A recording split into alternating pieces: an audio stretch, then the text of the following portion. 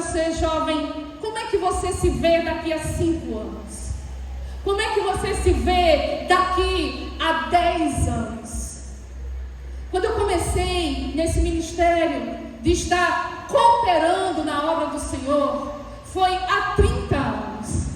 Talvez se há 30 anos alguém me perguntasse assim, como você se vê daqui a 30 anos? Eu diria assim, nossa, daqui a 30 anos, mas nem vivo eu vou estar. Talvez eu diria isso. Mas 30 anos se passaram, e se passou como se fosse um vento, parece que foi ontem, e aqui estou eu. Então eu quero perguntar para você, e você? Como você se vê daqui a 5 anos? Como você se vê daqui a 10 anos? Porque quando eu comecei na liderança, quando eu comecei a cooperar com o Senhor na obra de Deus, uma vez eu vi uma pregadora, e ela ministrava a palavra do Senhor, e eu olhei para ela, e eu me inspirei nela, e eu disse, Deus, eu quero ser usada como esta mulher. Eu quero que o Senhor me dê esse dom, o dom de pregar as boas novas da salvação. Eu me inspirei nela. E olha, uma coisa é se inspirar e outra coisa é se comparar. Nós não podemos estar nos comparando, porque quando a gente cai na armadilha da comparação, a gente pode se sentir superior à pessoa, ou quando eu me comparo a alguém, eu posso me sentir inferior à pessoa. E essas duas são duas armadilhas. Ninguém é melhor do que ninguém. A palavra do Senhor diz que o próprio Deus não faz acepção de pessoas. Quem somos nós para nos acharmos melhor do que alguém? Assim como também ninguém é inferior a ninguém. Por quê? Porque a palavra de Deus diz que Deus nos fez a sua imagem e a sua semelhança. O cerimonial falou aqui que você é resultado de um projeto de Deus, e como resultado de um projeto de Deus, você veio ao mundo para vencer. Então você não pode aceitar nada menos do que isso, de que você é a imagem e semelhança de Deus. Então não caia na armadilha da comparação, não se sinta nem superior e nem inferior a ninguém, mas aí é que está quem você é. Quando você sabe exatamente quem você é, você não precisa se comparar, você não precisa se sentir nem melhor e nem pior do que ninguém. Jesus, ele sabia quem ele era. Jesus, ele sabia a missão que ele tinha. Por isso que um dia ele foi lavar os pés dos discípulos. Um dos discípulos disse assim, Senhor, quem sou eu para o Senhor lavar o meu pé? E ele disse, deixa eu lavar os teus pés. Tu não compreende isso hoje, mas compreenderás amanhã. Jesus, ele sabia quem ele era, a missão que ele tinha, ele sabia para onde ele estava indo. Por isso que ele não se sentia nem maior e nem menor do que ninguém, mas ele vivia o propósito que Deus tinha trazido ele ao mundo. E a minha pergunta é, qual é o seu propósito de vida? Qual é o seu propósito de vida? Eu estou no seminário de formação de líderes jovens, e você precisa entender aonde você está e aonde você quer chegar. E para você entender onde você está e onde você quer chegar, você precisa entender qual é o seu propósito de vida. Deus nos deu essa habilidade de comunicação, e a gente dá muita palestra no mundo secular, e eu vou nesses lugares e eu pergunto assim, qual é o seu propósito de vida? E as pessoas arregalam o olho. O que é propósito de vida? Propósito de vida é aquilo que dá sentido à sua vida. O que dá sentido à sua vida, jovem? Não é o que dá sentido à vida da Maria, não é o que dá sentido à vida de Esther, mas é o que dá sentido à sua vida. Aonde você está e aonde você quer chegar. O que Daniel nos ensina? Daniel nos ensina que ele era da tribo de Judá, que ele podia até estar na Babilônia, mas ele sabia que ele ia receber um treinamento. Ele sabia que aquele treinamento era para trabalhar na administração do governo. Ele sabia de tudo isso, ele sabia onde ele estava e aonde ele ia chegar. Mas nesse intervalo de tempo, entendendo qual era o seu propósito, Ele disse: o meu propósito e o que dá sentido à minha vida é não negociar os valores que são inegociáveis. Eu posso estar na Babilônia, mas tudo aquilo que eu aprendi eu vou levar até o fim, custe o que custar. Eu estarei glorificando o nome do Senhor, seja na sala de aula, seja no treinamento, seja no curso, seja na administração do governo, seja onde for que Deus me colocar, mas eu irei glorificar o nome do Senhor através do meu testemunho de vida. E você, jovem que está aqui nesta tarde, aonde você está, aonde você quer chegar, e nessa trajetória, quando a pressão vier, qual o valor que você vai ou não vai negociar?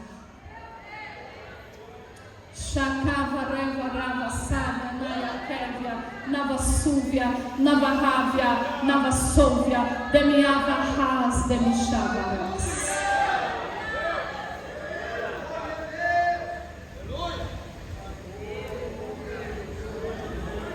Entenda que da onde você está para onde você quer chegar, esse intervalo de tempo chama-se planejamento.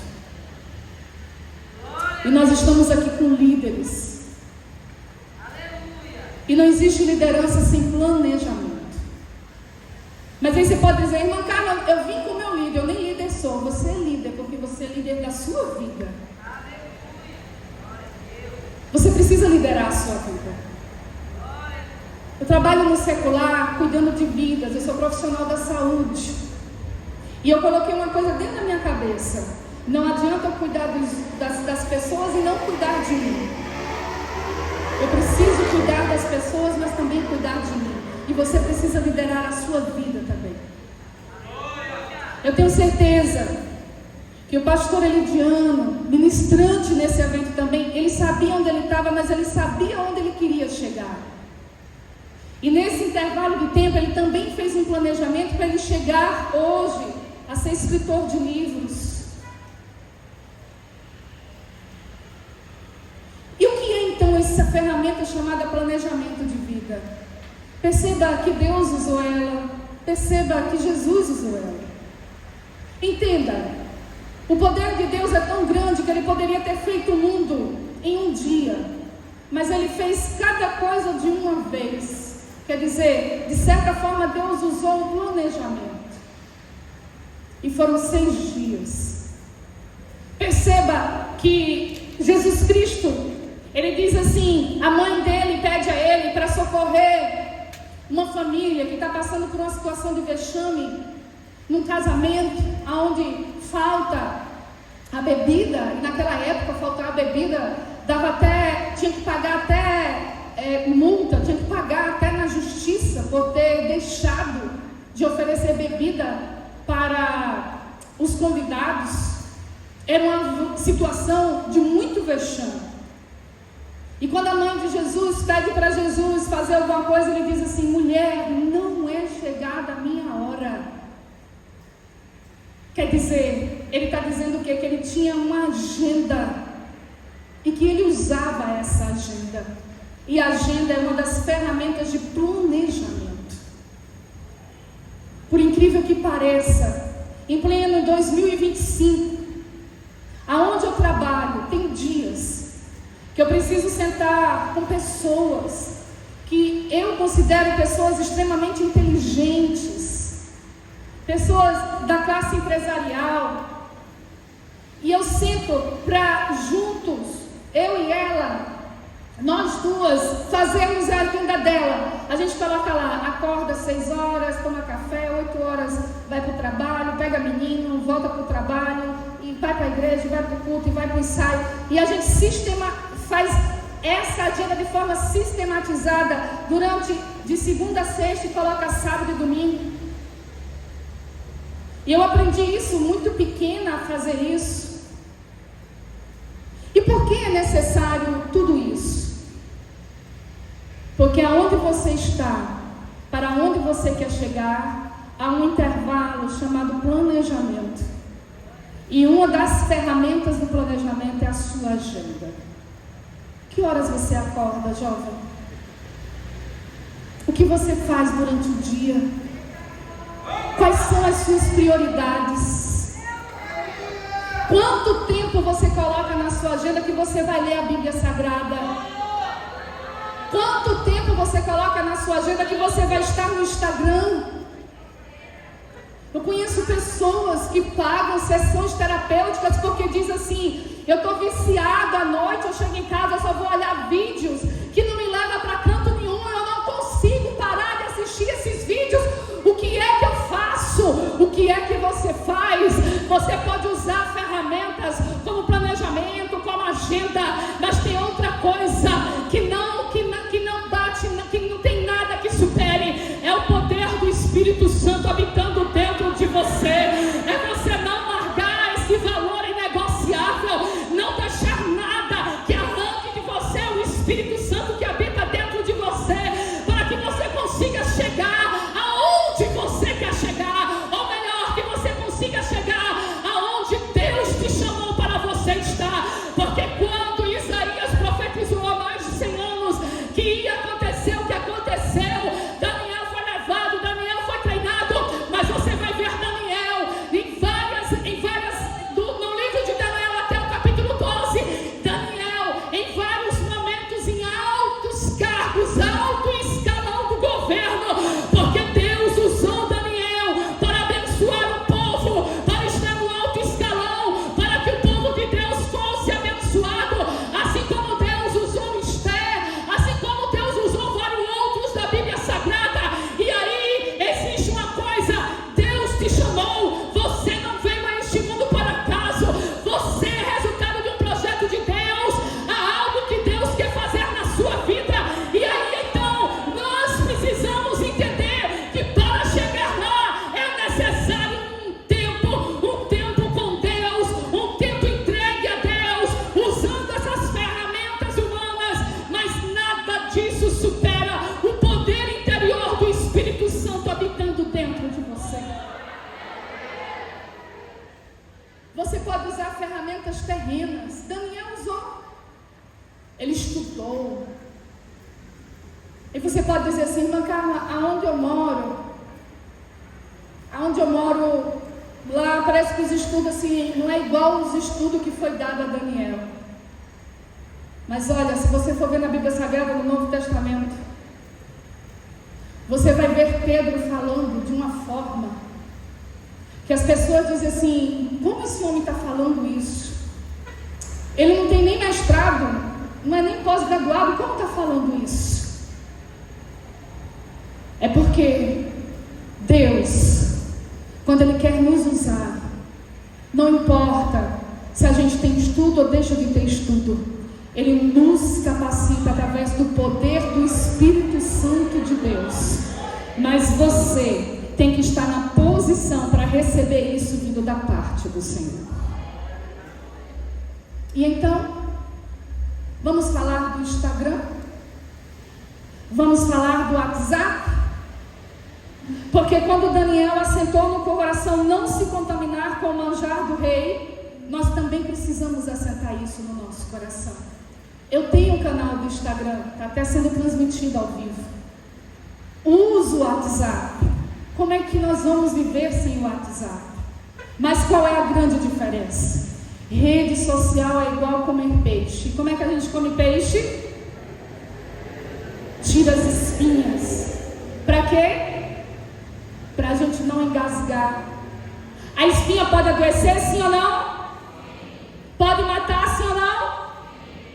Rede social pode adoecer, sim ou não? Pode matar espiritualmente, sim ou não? Então o que a gente tem que fazer? Tirar as espinhas. Rede social é igual comer peixe. Você pode estar na rede social igual Daniel estava na Babilônia. Mas você pode estar lá na rede social. Mas você diz: aqui não, eu não me contamino. E muito pelo contrário, você pode ser igual a Daniel. Você está lá na rede social, mas ser bênção e luz como Daniel foi bênção e luz. Você pode usar a rede social para pregar o Evangelho. Você pode usar a rede social para anunciar as boas novas da salvação. Você pode usar a rede social para ser luz em meio ao mundo de trevas. Quando eu comecei, quando eu tinha 20 anos, era a fita cassete. Lembram da fita cassete? Os pregadores pregavam e vendiam as fitas cassete. Aí depois foi para a fita VHS. Aí depois foi para o CD. Aí depois para o pendrive. E hoje não existe mais pendrive. É só o WhatsApp e Instagram. É só link. Hoje é só link. E eu fico imaginando daqui a 10 anos vai ser o quê, meu Deus? Jovem, existe uma realidade. E existem milhares de jovens agora, nesse exato momento, atolados no lamaçal do pecado, das drogas, da prostituição, do álcool, do vício, de todo e qualquer tipo de vício, de joguinho, de tigrinho. Mas Deus quer levantar ainda mais essa mocidade do Maranhão, mais do que já tem levantado. E é por isso que Ele nos reúne com esse tema de você não negociar os valores que são inegociáveis. Vale a pena. Aos 20 anos, eu fazia faculdade e eu pensava assim, será que eu vou conseguir? Será que eu vou chegar lá? Líder. Será que eu vou casar? Será que eu vou ser feliz? Passaram-se 30 anos. E eu vou dizer a você, eu não negociei os valores. Não me deixei contaminar pelas coisas desse mundo. E vim aqui para testemunhar e dizer que 30 anos se passaram e que valeu a pena. Vale a pena, jovem. Não desista. Não chute o balde, não abaixe a sua cabeça, fique firme, porque vale a pena. E hoje a minha vida é cuidar de vidas. Eu cuido de vida de manhã, eu cuido de vida à tarde, eu cuido de vida à noite, quando vou para a igreja. A minha vida é cuidar de vidas.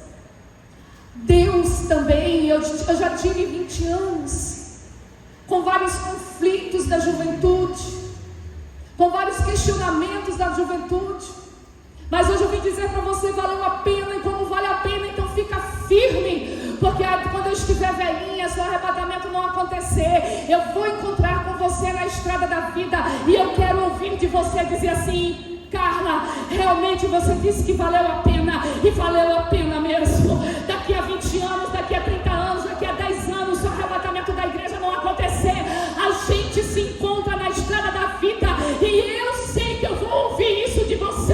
Então não chute o balde, não abaixe a sua cabeça, fique firme. Eu sei que nós vamos ser provados, mas Deus será conosco. Olha aí, tanto é que Deus deu a Daniel graça e misericórdia. E a palavra de Deus diz que eles ficaram até mesmo mais robustos do que o outro. E por causa disso, Deus deu a Daniel, a seus 3 amigos, conhecimento, inteligência, letra, sabedoria. E a Daniel em toda visão e em todo sonho. Você vai ver Daniel no reino de Nabucodonosor, Beltesazar, Dário e Ciro. É no reinado de Ciro que Daniel já vai estar aí com 85 anos, 90 anos, as últimas visões, o finzinho do seu livro. E você vai ver que no reinado de Nabucodonosor, ele engrandeceu a Daniel, colocou como governador de toda a província da Babilônica e principal governador de todos os estados da Babilônia. Aí você vai ver que no reinado de Dário coloca ele faz no seu reino 120 presidentes. e sobre eles 3 príncipes, do qual Daniel era um. E aí Daniel se distinguiu destes príncipes e presidentes, porque nele havia um espírito excelente, e o rei pensava constituí-lo sobre todo o reino. Mas, irmã Carla, a senhora está me contando aqui que parece que assim, foi tudo muito lindo. Ele sai de Jerusalém, ele sai ali da tribo de Judá, vai para a Babilônia, e parece assim que eles não passam por nenhuma dificuldade. Mas aí é que está, meus amados irmãos, nessa estrada, de aonde eu estou, aonde eu quero chegar. E eu quero deixar aqui muito claro o seguinte, jovem: aonde eu estou e aonde eu quero chegar, eu tenho o livre-arbítrio de dizer: Deus, eu quero ser uma pregadora do teu evangelho. Eu tenho esse livre-arbítrio. Mas a palavra de Deus diz assim, muitos são os planos do coração do homem, mas o que permanece é o que Deus determina. Há caminhos que ao homem parece ser bom, mas o seu fim é um fim de morte. Então a gente precisa entender aonde a gente quer chegar, mas esse plano tem que estar entregue a Deus. Porque você vai ver que Daniel, mesmo indo para a Babilônica, mas ele orava. Ele nunca deixou de orar. Ele nunca deixou de ter esse contato íntimo com Deus. No podcast que a gente fez com a Uma Dema, nós falamos assim, que os jovens conformados são aqueles que são controlados pela pressão desse mundo. Mas os jovens transformados são aqueles que são controlados pelo poder interior do Espírito Santo. Você quer ser conformado ou você quer ser transformado? As pressões vão vir nas nossas vidas. As pressões vão vir nas nossas vidas. As pressões nunca vão deixar de vir nas nossas vidas. E uma das coisas que às vezes eu escuto muito dos jovens é o tal do e se. Ah, Carla, e se? E se eu não tivesse nascido do pai que eu nasci? Se eu tivesse nascido de outro pai? Ah, Carla, e se? E se eu escutei muito, das mulheres, se eu não tivesse assim, sido mãe tão cedo? Escutei muito isso, e se? As pressões deste mundo. Meus amados, Deus sabe exatamente aquilo que Ele faz. Deus sabe exatamente aquilo que Ele fez com Moisés. Deus sabe porque Ele está no controle da história da humanidade. O que mais eu aprendo no livro de Daniel é que Deus sempre esteve no controle da história da humanidade. Então não caia na armadilha do ensino. Perceba que nós não podemos voltar. Deixa eu fazer uma pergunta. Você pode escolher a cidade que você nasceu? Eu nasci aqui em Alagoas. Você pode escolher a cidade que você nasceu?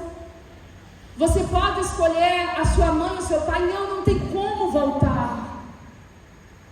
Mas de uma coisa você pode ter certeza: você não pode voltar.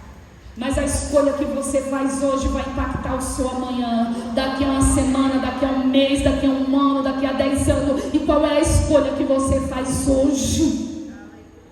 Se não tem como voltar, Vamos colocar o pé no chão. Vamos pensar grande, mas com o pé no chão. Qual é a escolha que você faz hoje? Porque a escolha que você faz aqui nesse seminário de juventude vai impactar a sua vida daqui a uma semana, daqui a um ano e daqui a 10 anos. E qual é a escolha que você faz para a sua vida?